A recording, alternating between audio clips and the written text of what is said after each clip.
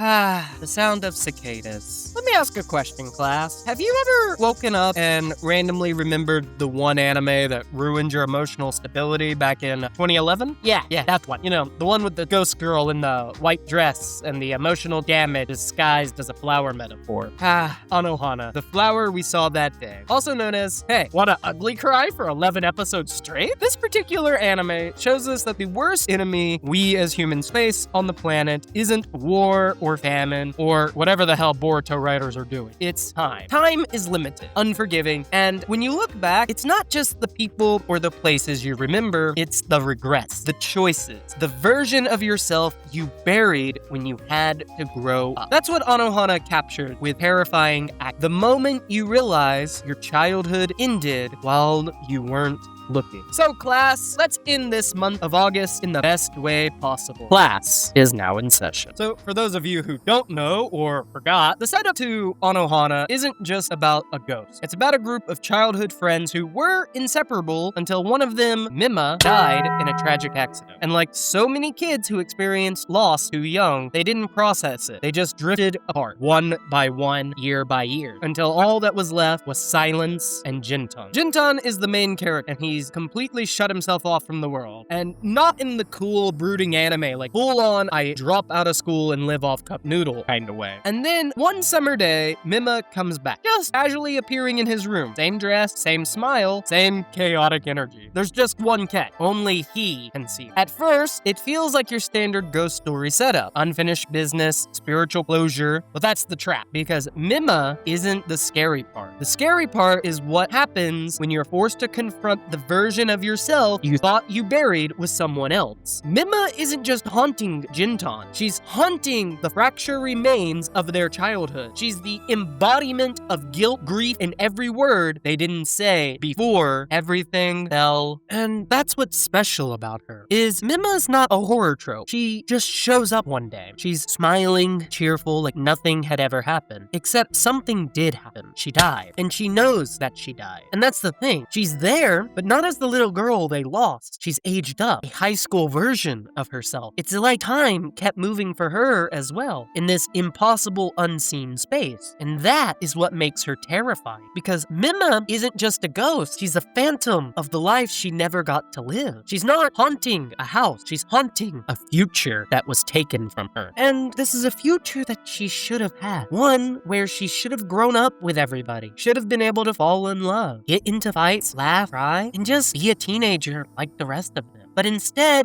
she was forced to become a memory. And now, she's back, not to relive the past, but to show them how they never moved on from it. Mima doesn't need to say anything profound to destroy them. Her existence is the trigger, because every time she laughs, they remember what they lost. Every time she smiles, they see the version of themselves that never healed. She's innocent, yes, but she's not untouched. She's grown just enough to feel real, yet wrong enough to be unsettling. She's still the super ginky person because she doesn't carry what they do. They're the ones weighed down by guilt. As kids, they called themselves the Super Peace Busters. Not just your standard friend group, but to them, it was their own world in their own secret base. One that felt like it would last forever. But one moment shattered it all. And instead of mourning together, they scattered like pieces of broken glass. Now that Mima's returned, they're forced to pick those pieces up, one by one. Let's take a look at each of them and see what they drop and what they never stop carrying.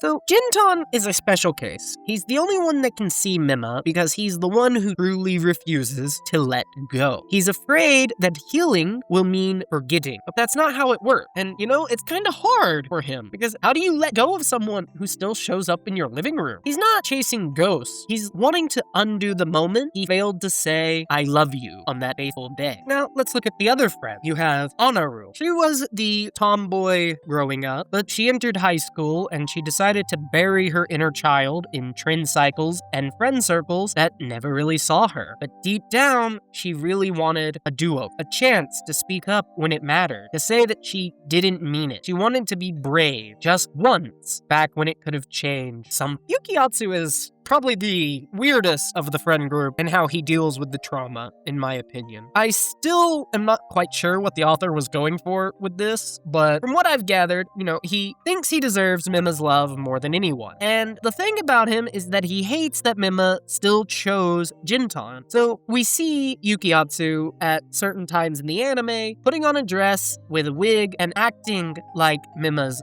ghost, trying to control something that he lost years ago. And to be honest, even as a professor, I still don't know what the author was going for here, so I'm curious on what your theories are. Let me know down in that hate lab below. Anyhow, let's look at Tsuruko, as she sees everything, which is her curse. She sees that what Annaru is hiding, she sees how Yukiatsu is spiraling, and she sees her own feeling, quiet, unreturned, festering. She's the only one who never left the group, but she's also the one no one really saw, and not gonna lie, I kept forgetting who she was every time she was on screen. Now, the final member of our friend group is Poppo. He might seem like comic relief, the only one who may have moved on, traveled, living a life outside of the weight of that day, but Poppo saw Mima die. He was there, and instead of facing that trauma, he ran around the world far as he could, which I can kind of relate to, as I've done similar things. He smiles, he jokes, he keeps things upbeat, because he thinks if he slows down, the memory will catch up. And when it does, he breaks harder than anyone. On that day, they didn't just lose Mima. They lost their childhood, their best friend, and their innocence. Now that Mima has reappeared, they are now forced to deal with the past and all of that regret that has been piling up in the closet. There's a reason the final scene of Anohana broke the internet back in 2011. It wasn't the tears. It wasn't the chase. It was that, for the first time in the whole series, they were finally honest. They didn't just see Mima. They saw each other. Grief isn't just about loss. It's about the walls we build around us. How long we avoid looking directly at it, and how much we pretend it didn't shatter us. For 10 episodes, everyone clings to the past in a different way. Jintan freezes. Yukiatsu rages. Anaru disassociates. Poppo runs. Tsuruko just observed. And Mima, she just smiled. That's why the letter scene hits like a freight, not because someone died, but because everyone finally acknowledged it, out loud and together. Each letter is like a wound reopening, but also like a stick pulling the group back together. Mima doesn't just say goodbye. She names their pain. She thanks them, forgives them. She gives them what none of them have given themselves, permission to move on. And they cry.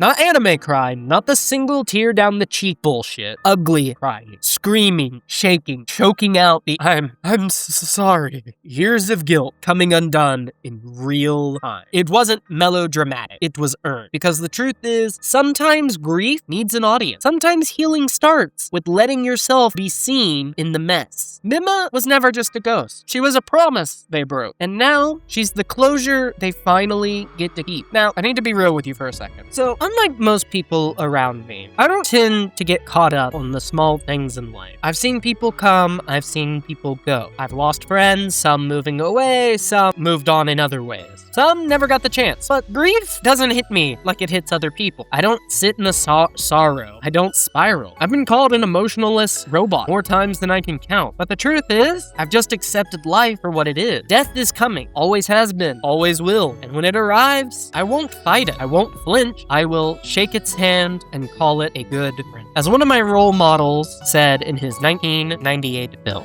What's wrong with death, sir?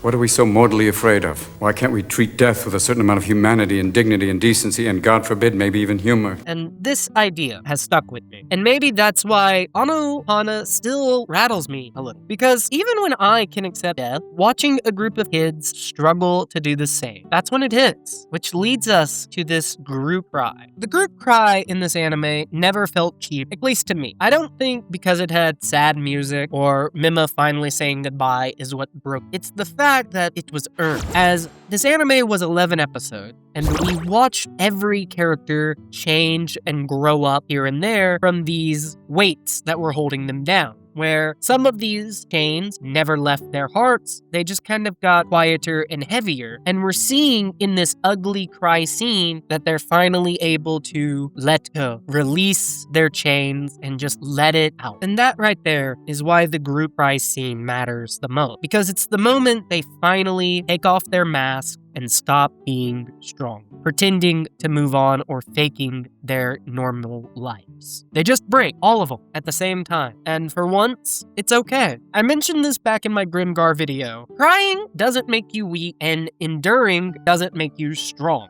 Both of these just mean you are human. That is why this scene matters, as they were enduring this pain, afraid to let go of the past. They weren't crying because Mima was gone. They were crying because they finally understood what she meant to them, because they held it in for too long, because they were finally allowed to say goodbye. And maybe, just maybe, grow up without the weight on their backs and be forgiven for their innocent sin. And you know what? The anime could have ended there. 11 episodes, one goodbye, done. But grief doesn't always work like that, does it? So when Anohana came back 10 years later with the same cast and same voices, and that stage reading, it didn't just reopen the wound. It reminded us that healing doesn't mean forgetting. And that new song, 10 years after, and Secret Base, wasn't some corporate victory lap. It was the quiet echo of everything we lost. The kind of song that doesn't say everything's okay. Just, we're still here. And honestly, that's enough. Because have you seen the world right now? Survival isn't always this big victory of amazingness. Sometimes it's just meaning to wake up and remember someone who's not there anymore. But you still are. Time does not heal all wounds. Sometimes it just moves, whether you're ready or not. And that's the real ache of this anime. Not the ghosts or the final goodbye, the time between. The years spent pretending we're fine, the friendships that fade, the words we never said. It's been 14 years since this anime came out, and just as it stabbed me back in 2011, I was stabbed yet again watching it in 2025. Because the truth is, you don't always get closure. You don't always get a reunion. Sometimes the best you can get is a memory, a name, or even a laugh. And if you're lucky, you can carry that with you in pride, in joy, instead of letting it rot in silence. Now, Anohana did not teach me how to cry. Pretty sure Clanad holds that title. But it did teach me that growing up means learning how to hurt better. Not to erase the pain, but to give it meaning. Because some memories are meant to stay with you. Not to haunt you, but to remind you that even the smallest moment can leave a scar. And sometimes, what lingers the longest are the innocent moments we hold on to. Most are precious, but just one, might be simple as a quiet, Genki, beautiful flower. With that, we're gonna wrap up this lesson for today. Let me know what you guys think down in my hate lab below, and yeah, don't forget to like and subscribe for me. But oh boy, 2 months of sad, serious videos. I think it's time for something a bit more fun. Something that has car chases and I think maybe some sexy police chase. So thank you guys so much for watching. I think I'm gonna now go and waste time racing. I'm Professor Plague, class dismissed.